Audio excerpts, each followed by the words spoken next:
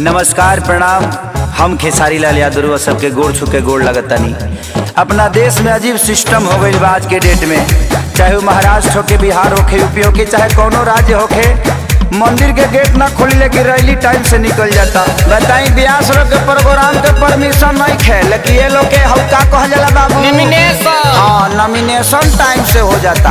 का सिस्टम आ गई बा बताई। हमनी के माई के पूजा करे खातिर भी सरकार से परमिशन लेके पूजे के पड़ी।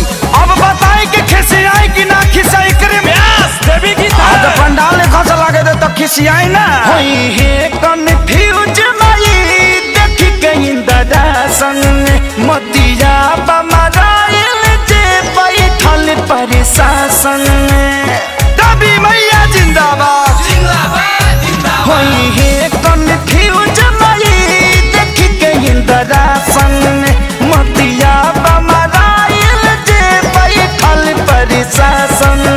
जब नइखे परमिशन माई के आसन के त कैसे छूट मिलल बा नेता लोग के भाषण के, कैसे छूट मिलल बा नेता लोग के भाषण के।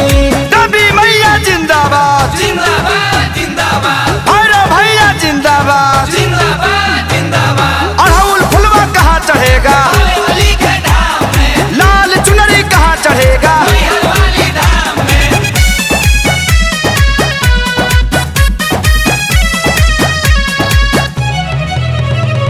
रैली में भरल लोगवा से कोना कोना, पूजा में जुटबो तो हो जाई कोरोना। भांग खा के कानून बनावत रहलो। रैली में भरल लोगवा से कोना कोना, पूजा में जे जुटबो तो हो जाई कोरोना।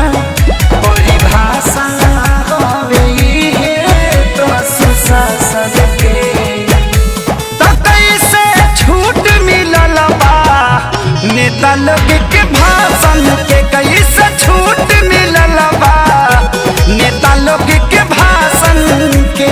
ताजा नारियल कहाँ चढ़ेगा, धूप अगरबत्ती कहाँ जरेगा।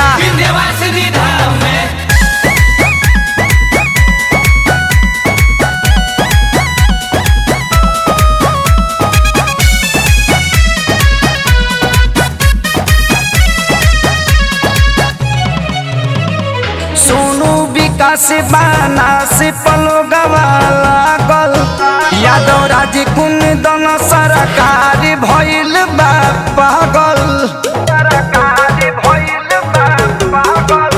सोनू विकास बाना से पलो गवाला गल, यादव राज कुंदन सरकार भइल बा पागल।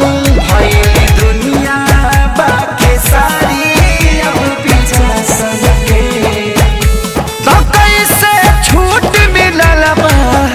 नेता लोग के भाषण के, कोई से छूट मिलल बा नेता लोग के भाषण के। जले माई के मूर्ति ना रखाई तले वोट ना दिया। जय माता दी।